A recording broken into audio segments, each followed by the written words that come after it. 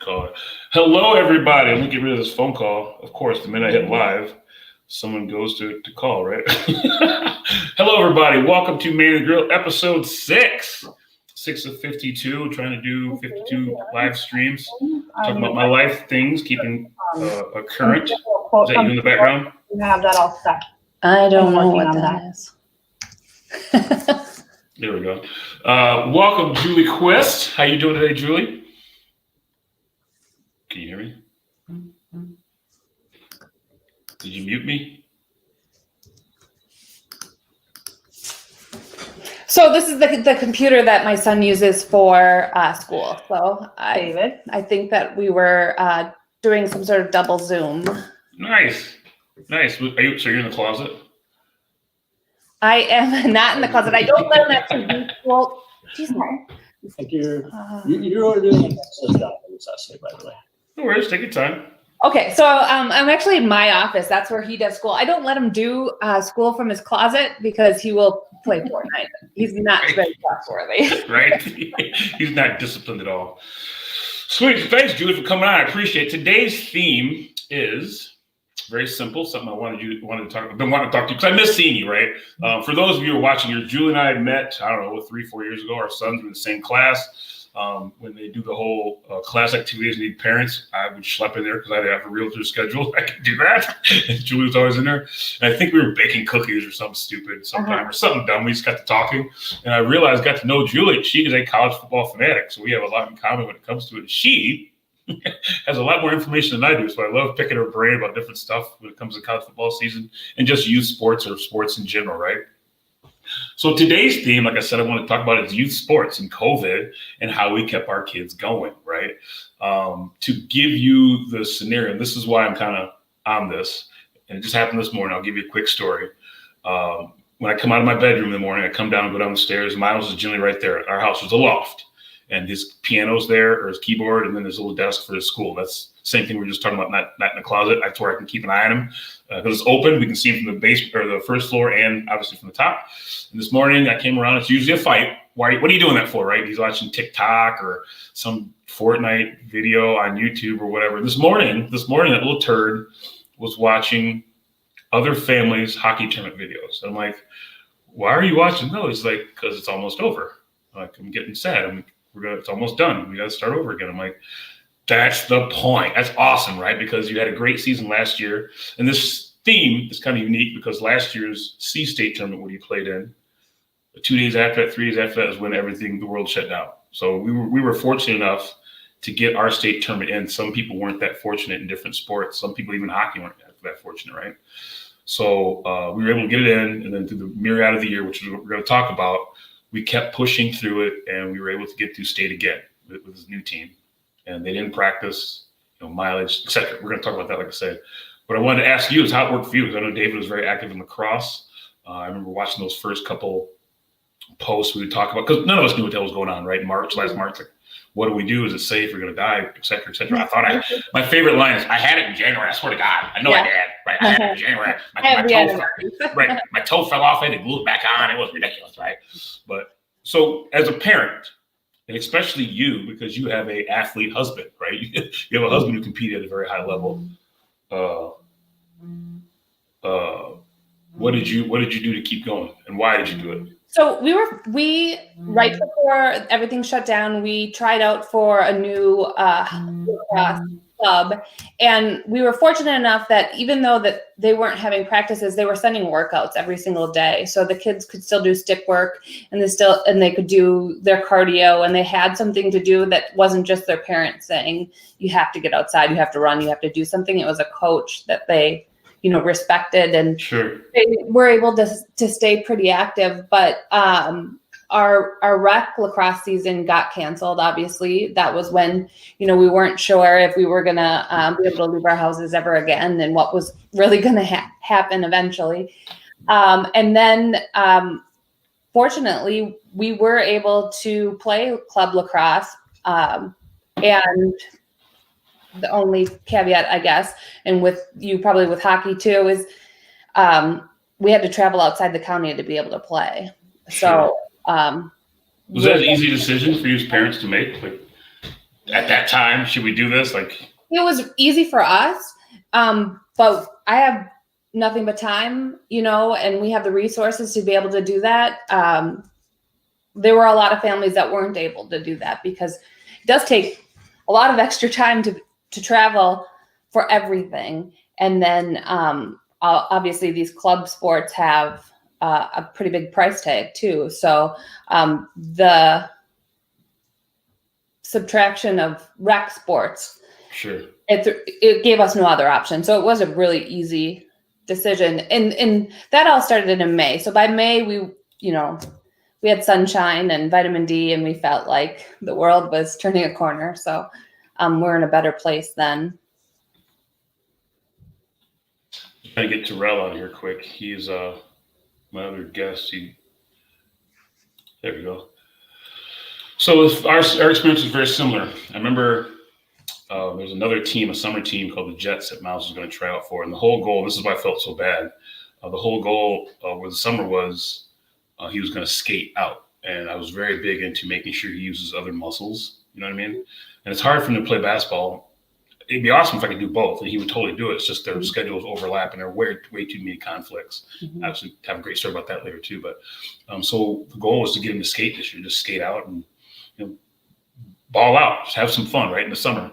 Obviously, it all got canceled. We couldn't do it, et cetera, et cetera. And I remember it waited. So what we're forgetting in the timeline here is that summer was pretty much nothing. All of our kids did nothing, right? Like even when we got to the point where we could travel, there wasn't much to do. And if you weren't on a traveling baseball team, for instance, you was stuck until hockey came back around. And slowly but surely things started to open up, hour here and there. You could rent some ice time, et cetera. We were playing basketball on the court a lot, just ourselves. And then I remember that we were playing basketball, just Miles and I and the neighbor kids, and they came and tied the knot into the basket because they didn't want to play in the park anymore, right? So it was rough there for a little bit. So when October came back around, I remember we were jonesing to get back on it. And once they let us have some slips. So it wasn't a hard decision for my wife and I. We kind of committed to it. I remember they sent a survey out to the club. And again, this whole conversation might upset some people.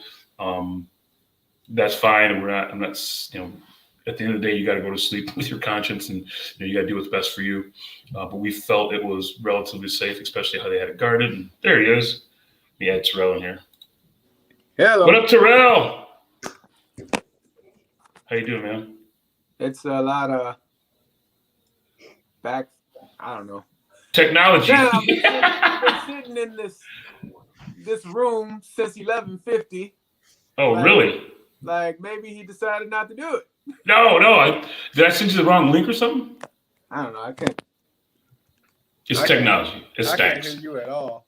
Oh. I'm gonna try to log in from my iPad. Okay. Because I'm getting some type of stuttering or something like that. Okay. Technology, can't live without it. So anyway, we were real happy to keep moving, right? And once we committed to it, we knew at that time we couldn't play in Dane County at all. So literally, these kids were traveling; they were schlepping everywhere, right? They were. I think it was 2,700 miles. I think I've done some just roundabout math. 2,700 extra miles we've driven our car this year, just because every home game was in Monroe or Sauk or something like that, right outside of Dane County. We did a lot in Sauk, a lot in the summer, even a lot in Sauk. And our first lacrosse tournament was actually in South Bend, Indiana. So, which was a completely different experience because Indiana was wide open at the time. So it was, a lot different than. Sure, I got some pictures of that. Yeah. What was that like going there then? So that was another thing that was always kind of funny. Dane County, where I feel like, and I'm going to say this very loosely, but I feel like we are, brainwashed into do nothing, right? Or I mean, brainwashed isn't the right word, but pounded, do nothing, don't touch a thing. But you literally leave the county. And I remember the example I have is like we were at a gas station somewhere, and obviously you couldn't even get your own coffee at Quick Trip here, right? We went to Manitowoc, and it was like middle of summer, right? And like they still had hot dogs rolling on the thing, right? And I'm like, which will probably kill you before anything else. Right, just normal hot dogs, right? But this was worth it, right? I mean, but that was worth the trip, Or do you think it was? Absolutely. And one of the referees made a joke with us and said, you guys social distance on the sidelines, and then he said, "Just kidding, we're in Indiana. It doesn't matter." Right. And And it was great because in summer, really the risk was really low. We were outside, and the kids got to run, and they were just so happy to be able to run again, you know, and play, and it was just it was invaluable. Yeah. So when they said you can social distance, Terrell, how you doing? Hello. Can you hear me now? I can hear you now. All right, we got you, dog. Terrell Outlay, please meet Julie Quist. Julie Quist, meet Terrell Outlay. Terrell, we were just talking about when this whole thing started, what we were thinking about pushing our kids, right? So Julie's kids, you can see they're playing across. And one of the first events they did after the whole quarantine thing started was they had a lacrosse tournament in South Bend, Indiana. And we are just kind of comparing how crazy or different South Bend, Indiana at the time, which was that July, August, Julie? That was in June. Yeah. Yeah. So June, how different it was to Dane County and what we had to go through, right? So while you popped in, and no problem with technical difficulties, this technology, can't live with it, can't live without it, right? Drives me insane. Real quick, I'm gonna just let you take it away. Tell me about Marie, who just competed for a state tournament. So when I put this together, I was really hoping that your daughter and my son would both be still playing at state, and we could talk about the value of still pushing through this, right? The value of continuing through this. Let me go back to the big screen. Yeah, fortunately they took a L. You know, it's win or go home at this point. Sure. So, but yeah, in the beginning of COVID and everything, and once everything stopped, I mean, it was just trying to keep them motivated, keep doing some type of training and staying ready for, how things was changing every day. Like, you might be sitting down for 2 weeks, you might be sitting down for 2 months, but just trying to keep them doing something, keep their heads together and things like that.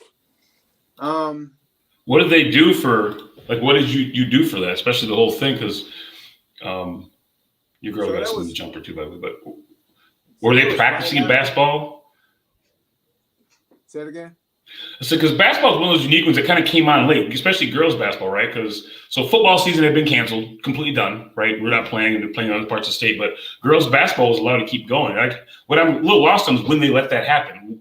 So we were right at the end of our season when it finally hit, really hit, and they shut everything down. Like, it was like at this time where people were going to state. Like, yeah, they actually stopped it in the middle of the state tournament. Like, that's right.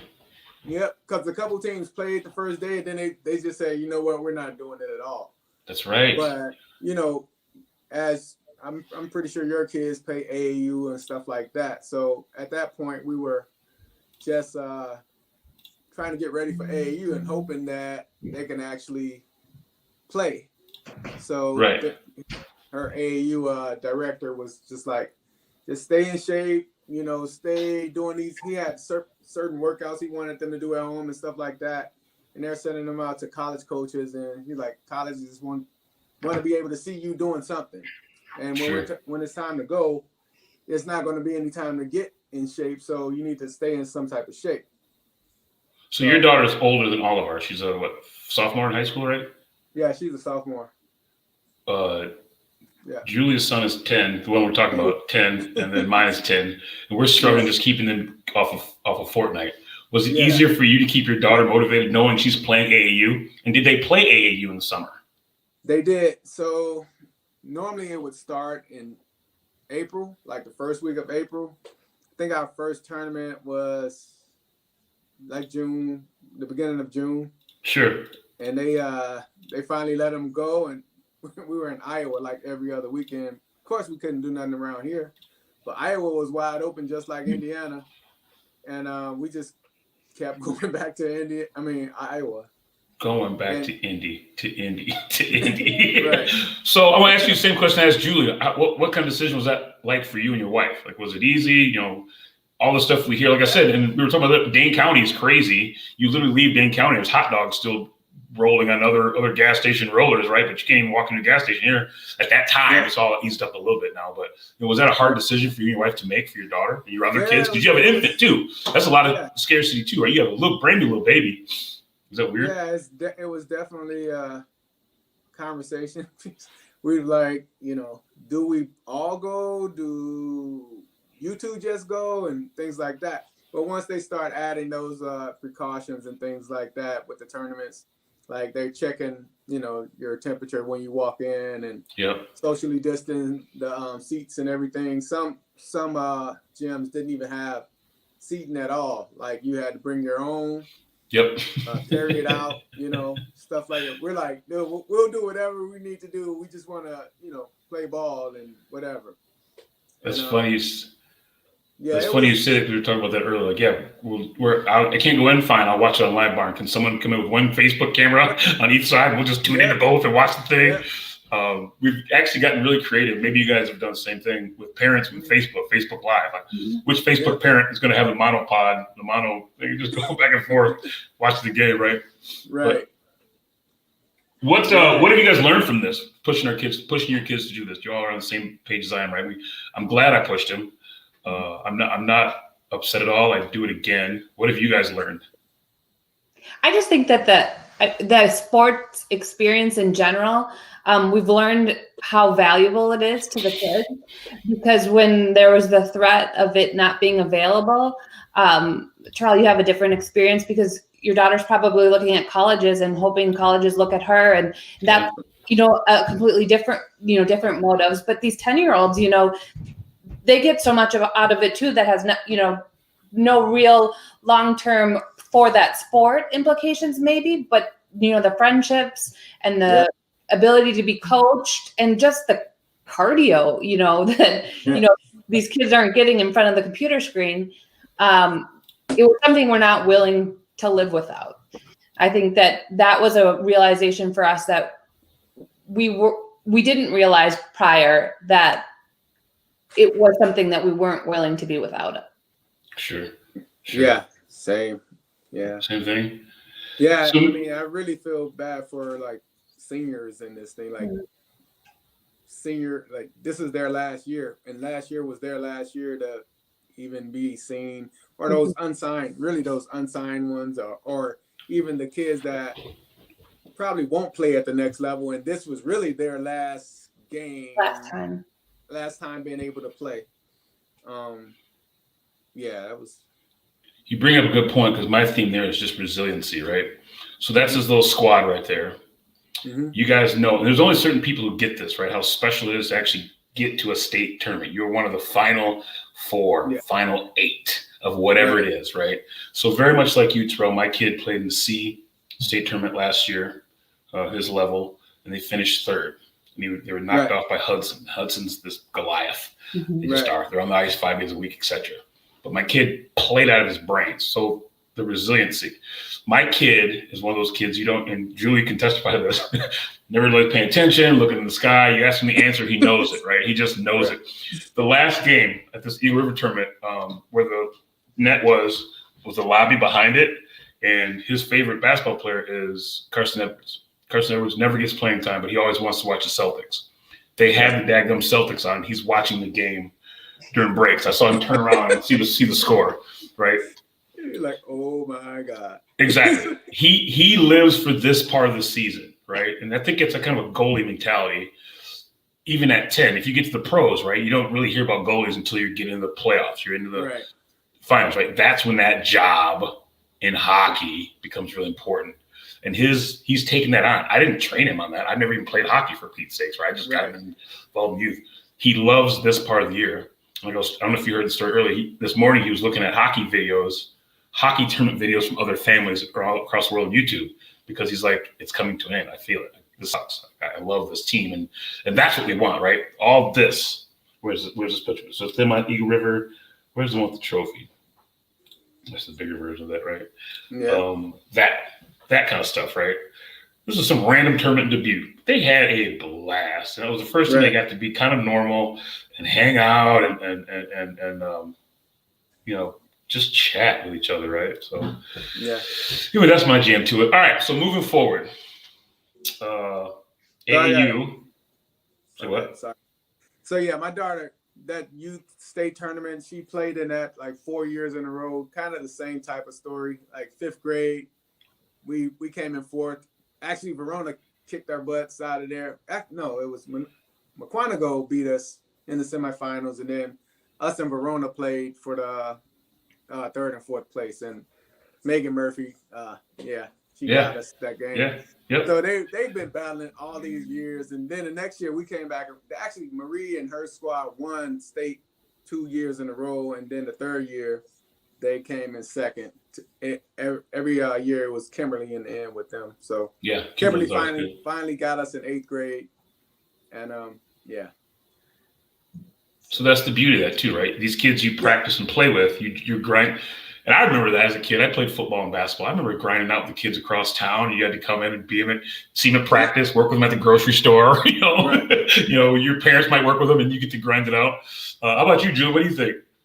I think, the losing's part of sports, right? And the lessons that these kids learn when they lose, I think, are just as valuable as what they learn when they win. They learn how to be coached. They learn, what to do in the face of adversity. So it's all a part of it. And I just think it's all great. Well, totally. Because, my kid's been lucky. He's been blessed, right? This doesn't happen. You don't get to go 2 years in a row. And this year, the team's better. They got more offense than last year's team. Well, a lot more offense, right? They have a really fighting chance. Yeah. I keep telling them, you got to keep going to the next year, because that's part of the lessons, right? Responsibility, roles. Every year is going to be this year. Sales. I'm in sales. Terrell and I are both in sales. Right. Last year was a great year for all of us in real estate. Mm-hmm. This year, a lot of us are going to struggle. It just is what it is, right? It's not our fault. We're not working any less. Right? It's just less stuff to sell. It's just the market. Just the external factor is going to make our lives difficult, or professional life difficult. Mm-hmm. I keep telling Miles, you're going to get on a team where you're getting smoked a lot. You're going to get on a team where his job, when your team stinks, he gets a lot of work, right? When the team is good, they don't. And I like that myself. I'm like, they ran you good. Yeah. So that was one of the things. That's a great segue. That was one of the things I did to battle this time that we were dealing with, right? So I signed him up for basketball, traveling basketball team. It was the lower one, the B one, or whatever, B squad for his age. And I knew there was conflicts all across the board. I think there was only 6 games he could make.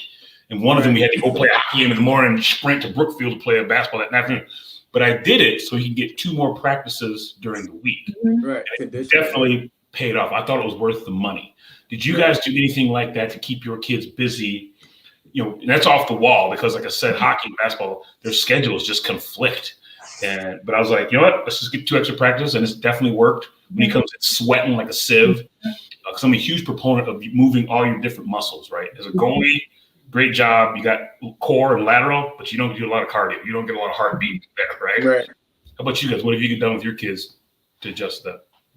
That's a big reason we do tennis every spring and summer and into the fall. It's not something that he's not really built like my son, not really built like a tennis player, but it gets them in the cardio. It gets them with the footwork, and we were, paying extra for private lessons twice a week, just because that was 2 more hours that he could be running around a court. That he could be, doing something, because we were so starved, for something. There he is with his cue racket. Good, Tiff? That one of the pros painted the cue on there for him. It's a Wilson racket that usually has the W on it, but his coach said, hey, we could put a cue on it, and he was all for that. So sometimes that's part of the sports experience, right? If you get good merch, then the kids have a better time. Totally. How about you, Terrell? What'd you do in the middle just to kind of keep, besides AAU? Well, we just try to keep her in some type of training. I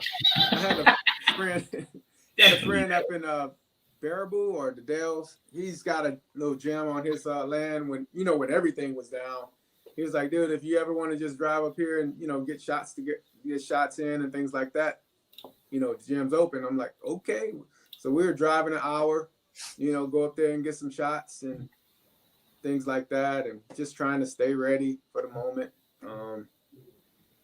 Back when she was, in youth sports, she actually played soccer. She played tennis. She played basketball. I think she's a better soccer player.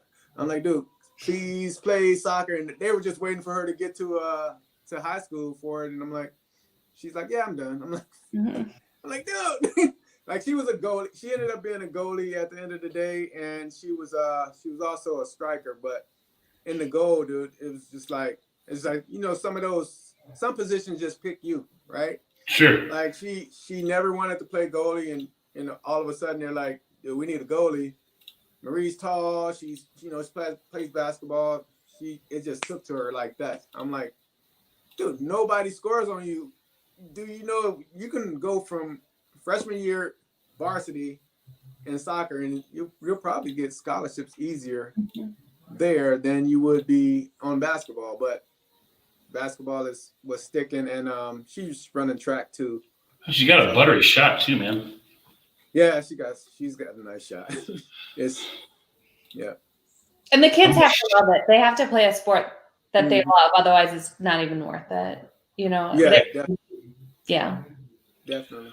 One of the things I've liked is this whole thing, and I think it's because we had to travel so much. The different levels, A, the B, the C's, have all kind of rallied around each other. And I'm going to show you this clip that we took at this most recent tournament. I don't know if you can't hear that, but that's the A team cheering. There's Miles. Yep, there's Miles in the goal, because it was kind of a tough. Yeah, you can't hear it. No, I clicked the wrong button. You share a screen, you got to click this little button on the bottom. I missed it. So it was just the most heartwarming thing. Yep. It was the most heartwarming thing at the time, because they hadn't been able to practice together, right?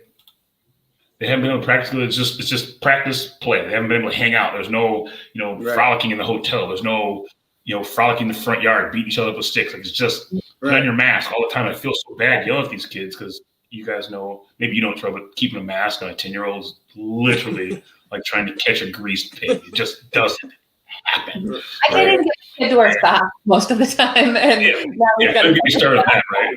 Right. And so for that moment, for all those kids at the same place, even though we had to go to Eagle River to do it, Violas County, for them to cheer like that, and it was the warmest. It just made you happy, right? Because that's what we're teaching. Just have your friends' backs and be good teammates and have your good roles. And to be part of this tribe and to trust your teammates. Yeah. And there are lifelong skills that have nothing to do with athletics, that are just part of being in a community. And yeah.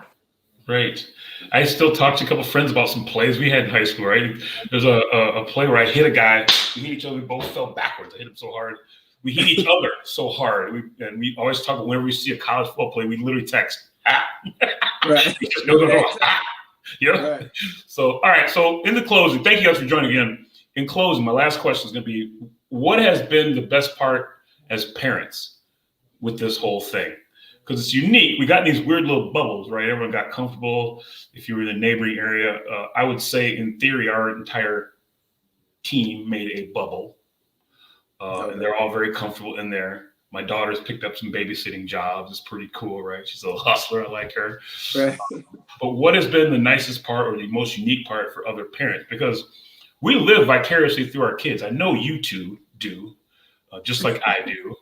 And there's always that group of dads, right, where we hang out and we talk about what our kids can do. We set up ice rinks in your front yard, or go find a gym, buy some gym time. My parents bought some gym time the other day. Actually, it was great.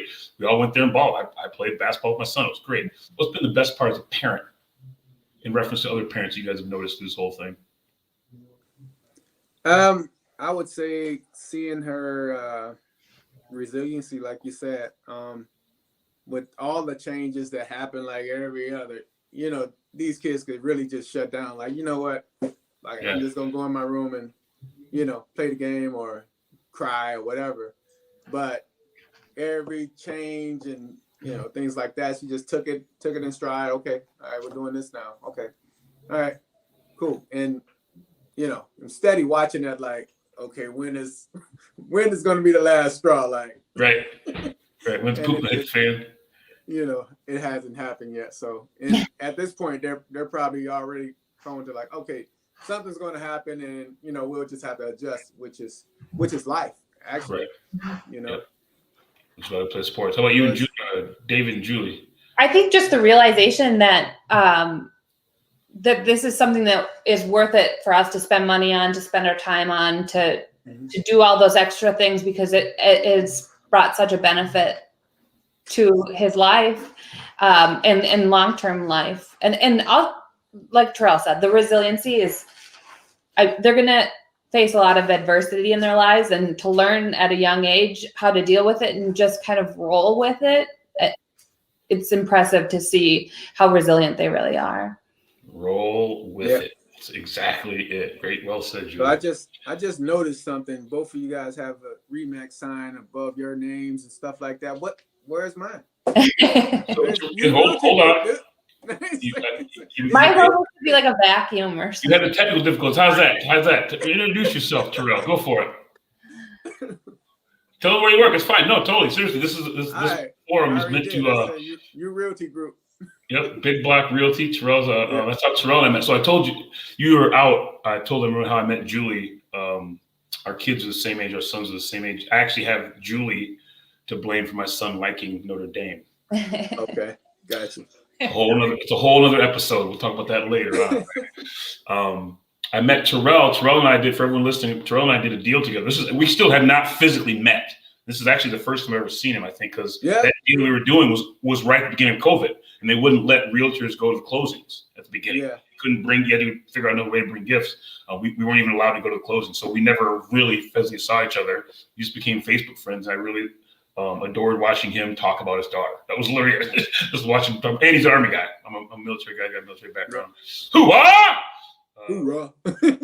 So that's how we met, and that's how we get this thing down. So that's what I'm saying. This we're a little bit past 30 minutes, but this is just something that I want to do digitally. I didn't want to do the normal real estate noise. See your house video. See your house value. I'm selling. Blah blah blah. I'm assuming people know that, right? I got a garage full of real estate signs. I'd love to put them in someone's yard. This seems like a little cooler way to digitally. I'm not good at digital. I despise digital, actually. But this was a cool way to kind of still stay in the digital space, and I'm very comfortable doing this, and it's kind of my flow. So I don't really care if you are a realtor, friend, whatever. You got something in common. I'm gonna invite you on to talk about it. I'm gonna put your name on the bottom, let you scroll across down there. So, so I try to keep it 30 minutes. I'm sincerely blessed that you guys were able to join. I really appreciate it. Like I told Julie, I would never physically schedule something to see Julie, except that Ohio State game. That was kind of fun. I took her to that was fun. Right. That's a whole other episode too. But anyway, I just randomly running into her. I would always run into her at a practice or going back and forth. We don't run into each other anymore. It drives me insane, right? I barely see realtors at showings anymore. It's kind of, and if they are, they're always staying like 8 feet away. I just feel like a leper or something. Anyway, I really appreciate you guys coming out and sharing your stories. And like I said, I got one more state tournament to win or to compete for this year. And like I said, I was telling her, my son was already thinking about it. Right? He's like, man, it's almost over. And it's just kind of just touching. So yeah, when is the state tournament? Not this weekend, but next weekend. Okay. It's in Wisconsin River. That's a whole other thing I was going to think about talking too. I wanted to ask Julie Briggs last night for the girls' state tournament in Oshkosh because she was asking if anyone wanted tickets. I'm like, wait, our state tournament, we only got 40 tickets per family. That's 2.86 tickets per family. And we're like, what do we do? How are we going to make this work? And it's just weird, again, throughout the state, because I think it depends on where the venue is. It's all different, right? And yeah, that's been another thing with all of this stuff. Right? Yeah. So anyway, that's it. You guys stay on real quick. Adios, everybody. Thank you so much for watching.